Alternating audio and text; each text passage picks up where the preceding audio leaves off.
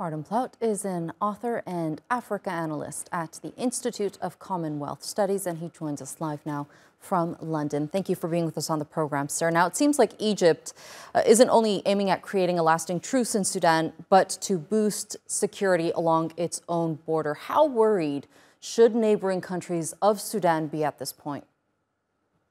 Well, they certainly should be worried. This is not just a humanitarian crisis, but it is laying down the foundations for ongoing instability in the whole of the region. Because one shouldn't forget that there are, if you have 600,000, 700,000 people fleeing across borders, they then become a group that has to be dealt with and can be recruited by anyone to be involved in, shall we say, supporting instability in the region. It's a very, very dangerous situation. And the Egyptians have been trying to screen out people that they are unhappy with along their borders. It's been very difficult to cross for a long time, but many, many people have. But it is a very dangerous situation for the whole of the region. How much leverage do you think that Egypt and other regional powers like Saudi Arabia have in effectively putting a lasting truce into effect in Sudan? Well, they have a great deal and not very much.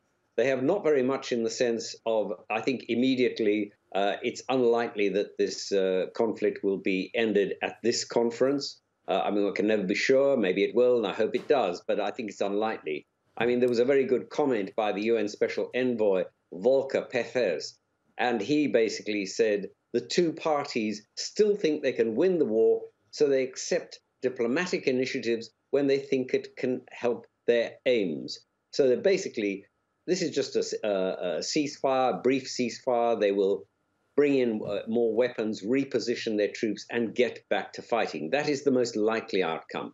Now, perhaps they won't. Perhaps there will be a settlement, but I think it's pretty unlikely. And of course, the most worrying thing about all of this is the humanitarian situation, the disaster that has unfolded amongst the fighting. Absolutely. Both internally, I mean, people are in terrible situation in all the towns.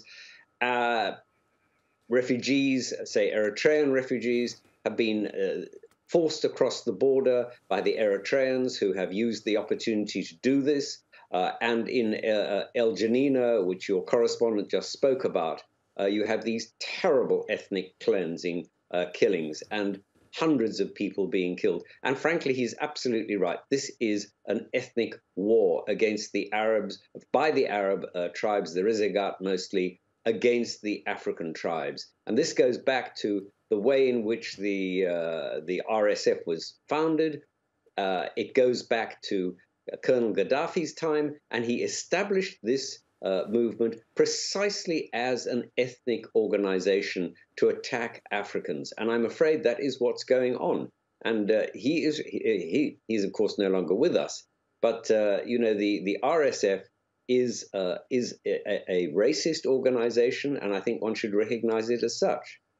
All right, Martin Plaut, I appreciate your analysis. Thank you so much for joining us here on the NewsHour. Pleasure.